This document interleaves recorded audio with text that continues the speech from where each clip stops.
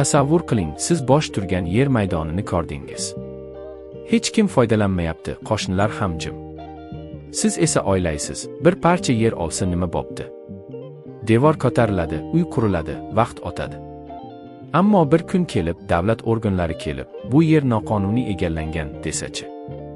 Bugun aynan shunday holatlarning haqiqiy oqibatlari haqida gaplashamiz. Ozboshimchalik bilan yerni egallash, bu yer maydonini tegishli hujjatlarsiz va ruxsatsiz, qonuniy hujjatlarsiz egallab olish degani. Ya'ni kadastr hujjati yo'q, yer ajratish qarori, hokimiyat qarori yo'q, lekin yer band qilingan.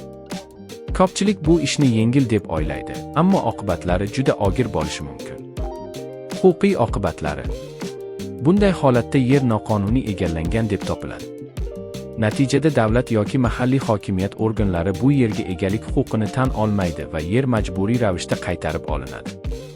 Bunda vakolatli tashkilotlar tomonidan ogohlantirish beriladi.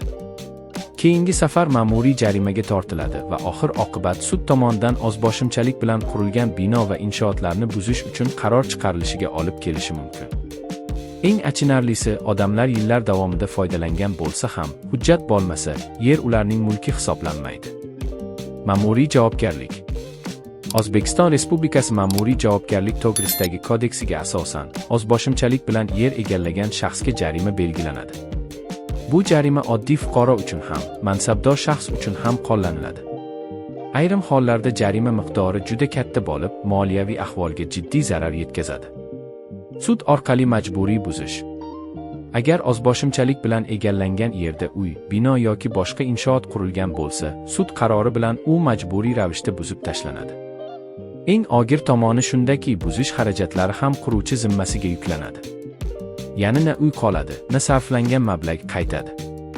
Mulkiy huquq tan olinmaydi. Ozboshimcha qurilgan uy yoki bino hech qachon rasmiylashtirilmaydi. Kadastr hujjatlari berilmaydi, davlat ro'yxatidan o'tkazilmaydi. Bu esa quyidagi muammolarga olib keladi. Uyni sotib bo'lmaydi.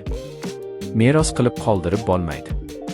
Bank krediti yoki ipoteka uchun foydalanib bo'lmaydi. Notarial bitimlar amalga oshirilmaydi. Natijada bu bino qonun oldida mavjud emas deb hisoblanadi. Xulosa qilib aytganda, ozboshimchalik bilan yer egallash, bu tez foyda keltiradigandek tuyulsa ham, oxir-oqibat katta zarar keltiradigan xato.